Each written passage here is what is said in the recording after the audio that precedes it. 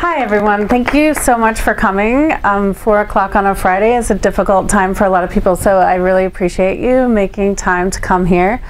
I'm assuming that none of you have read the book yet, and you're here to find out a little bit more about it, so we'll just start there. Despite the provocative title of my book, it's not just a book about sex, although that is part of it. It's not an anthem against the Mormon Church or against religion in general, although my crisis of faith and my departure from my religion is part of the story as well. I see it as a book about identity, how we define it and how we claim it. And for me, my identity was defined by the doctrine of my faith, and as I grew older I realized I didn't feel like I was who they were telling me I was. And that started sort of a crack in my life's foundation, for lack of a better metaphor. And I see it as a book about autonomy, living a chosen life as opposed to an expected life. How do you proceed when you wake up one day and realize you don't get to have the life that you were promised, or you no longer want the life that you have planned for yourself? And how one goes about creating a new life when that choice is potentially devastating to everyone you love most. The story of this book begins in 2010. I don't believe in numerology or astrology or any of that stuff, but I decided that 2010 was going to be my year.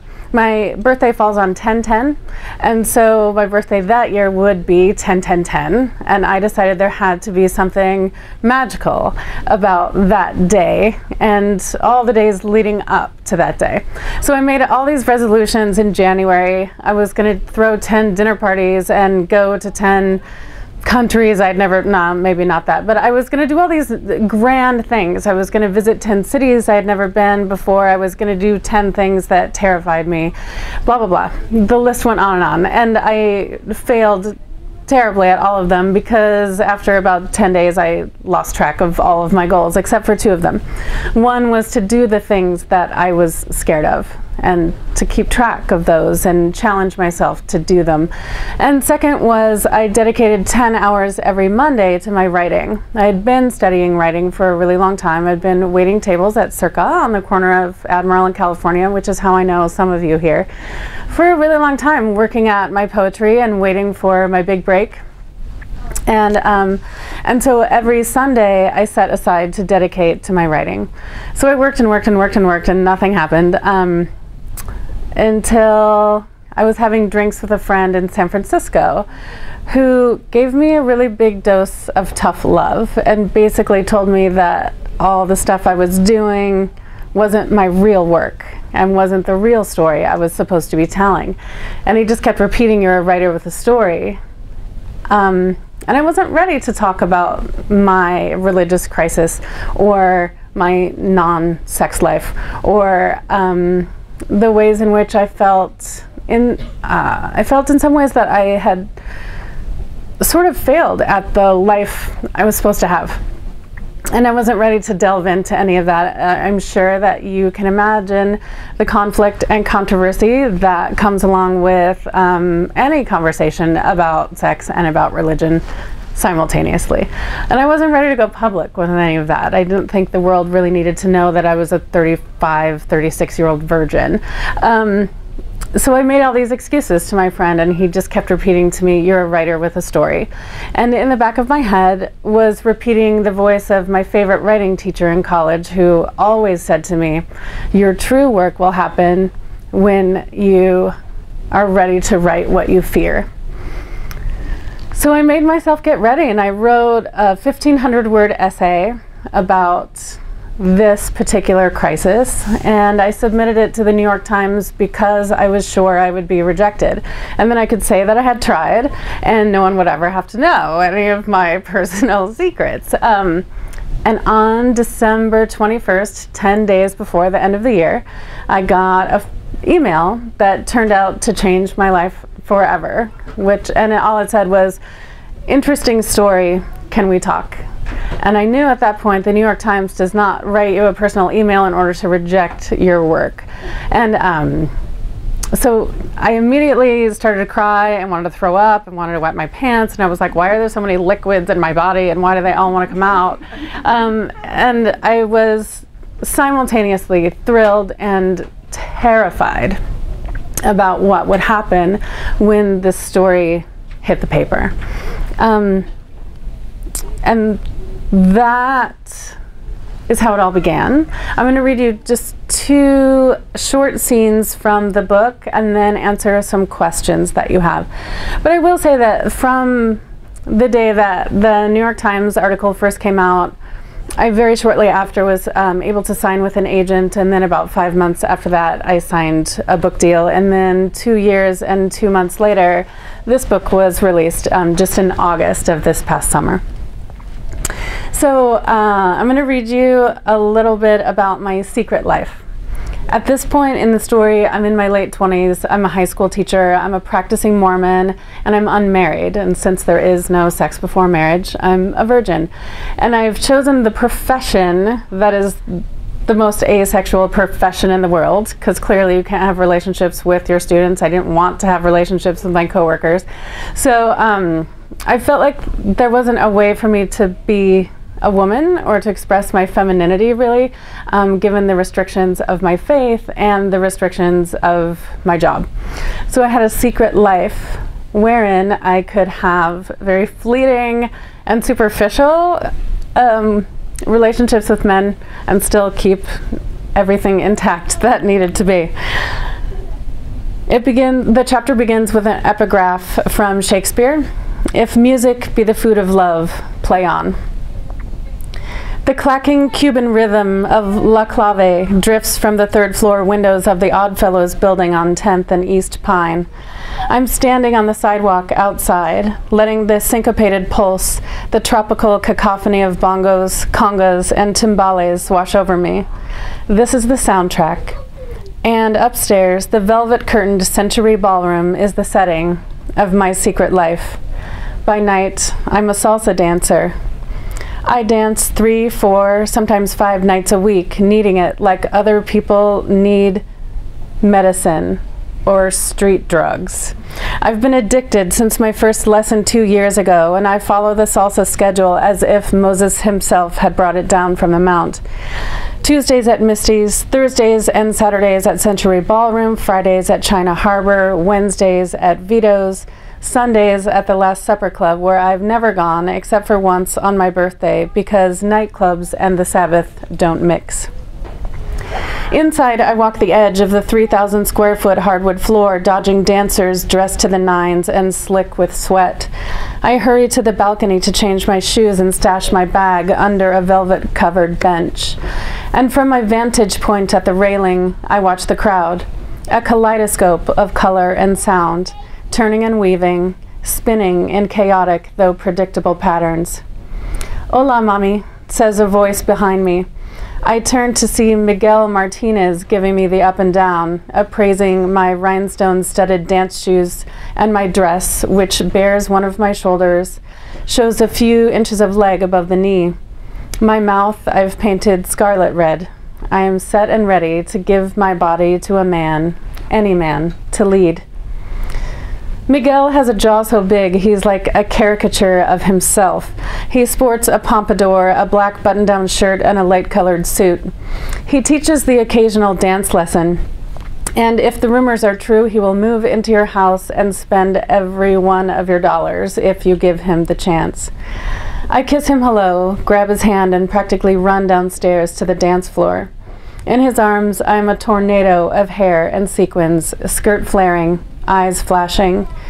He leads me through a never-ending store of intricate moves, every one of our steps riffing off the basic quick, quick, slow, quick, quick, slow. And when our dance is over, I make my way to the fan near the stage to cool off and catch my breath, all the while thanking God in heaven the floor was too crowded for Miguel to have pulled out his signature move, flamboyant, embarrassing James Brown splits. Minutes later, I'm dancing with the dark and delicious Oris, thinking of nothing but the pleasure of moving in rhythm with his body. He's taller than I, a rare thing given my heels. His shoulder and bicep under my left hand are a testament to the glory and goodness of God. Since the semester I taught a world myth survey, I can't help but think of him as Osiris, the mythological Egyptian king who ruled through kindness and persuasion, who was sometimes called the Lord of Love and Silence. I bask in the music and the thrill of knowing it doesn't matter if my neckline is low, if my dress is tight. Here, I'm not a Mormon, not a virgin, not a school teacher. I'm only a woman here, only my body, moving in response to the pressure of someone else's hands. Toward the end of the night, when the crowd is starting to thin, I stand near the stage, resting my burning feet. A thrilling blast of horns introduces the first measures of a favorite song, and I look up to see James walking toward me, dressed entirely in black. The cocktail tables at the edges of the room blur out of focus, like a scene from a made-for-TV movie.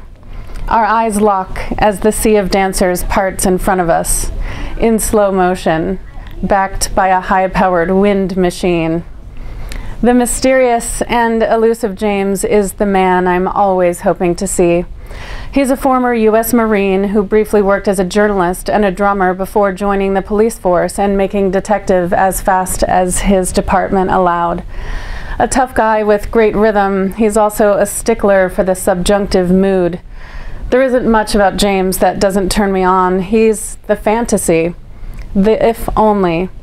He's the Rockettes sequined sparkle pants, the Dusk Rose 57 Thunderbird with white leather interior. He is the villa on the French Riviera, the date to Cannes with George Clooney. James is what other people living other lives get to have. So I settle for the way he looks at me without looking away, his dangerous feeling flirtation, the breathtaking closeness of him. Certain times we dance. He rests a hand on my hip and leans in to kiss me hello, and I'm embarrassed as usual by my reaction to him. How I blush when he's near me, how I have to work not to sigh over the vowels in his name. James, I say, though it's a purr. What's with the sideburns? Required to look tough for his job, his facial hair often does the work of creating persona. He puts a hand to his face, shakes his head, and without saying a word, guides me ahead of him to the dance floor. You know, I say, looking over my shoulder, if Luke Perry were, James corrects. His deep, boyish dimples work in contrast to his square chin, the perpetual shadow of his beard. He turns to face me, puts his right hand under my shoulder blade, and stands close enough to make me nervous. His body is dense and muscular, a thick, magnetic force. Stop, I say, laughing. What am I doing? He's teasing me on purpose, inching closer, murmuring in my ear. Rather than respond, I blush more deeply. Tell me, he says, but all I can think about is the heat of his breath on my skin, the millimeters of fabric separating his thigh from mine. We're standing too still, too close in the crush of dancers swirling around us, but the man is the one who leads. He isn't moving, so I can't either.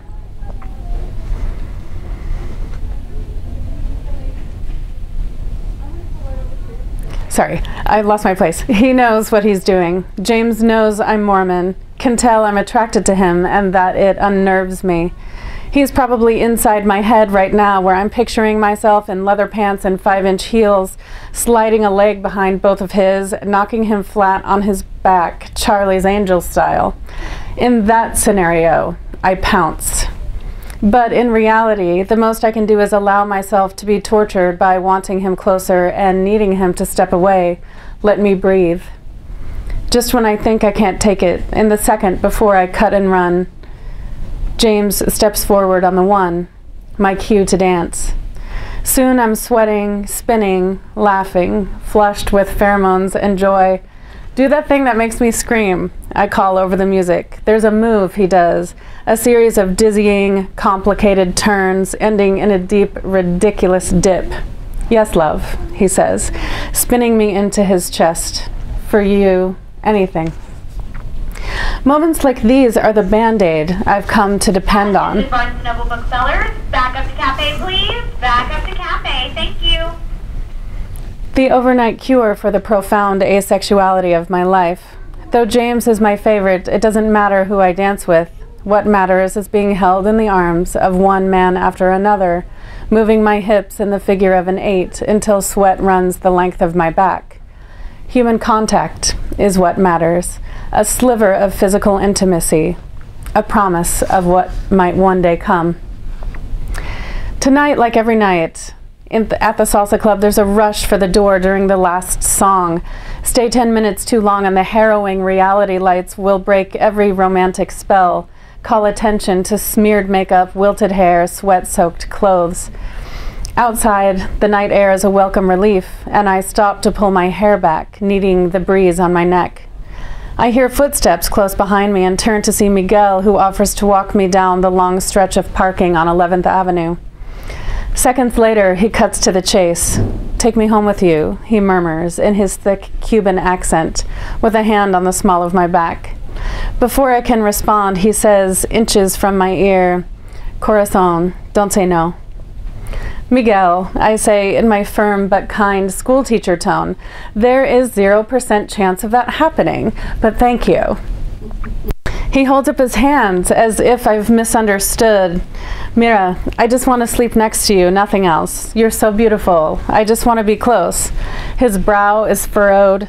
His eyes are beseeching. He is like a character from a telenovela. I laugh out loud. Do women fall for that? He grins and pulls me close to him. Ah, you're so mean. I like it. I laugh harder when he nuzzles into my neck. Come on now, let's go, Nena, says Miguel, but I keep walking. Maybe try Tracy, I suggest, pointing to a slightly trashy-looking brunette walking ahead of us. I notice James as well, holding his car door open for a beautiful girl named Chloe. I know nothing about her except that her hair is like a Pantene commercial, and she somehow manages never to sweat. I'd heard they were seeing each other, but still, I wish it were me sitting next to him in the dark of his car, wondering whether he'll take me straight home or invite me back to his place. Oh, that girl, she hates me, says Miguel dismissively, not noticing my gaze still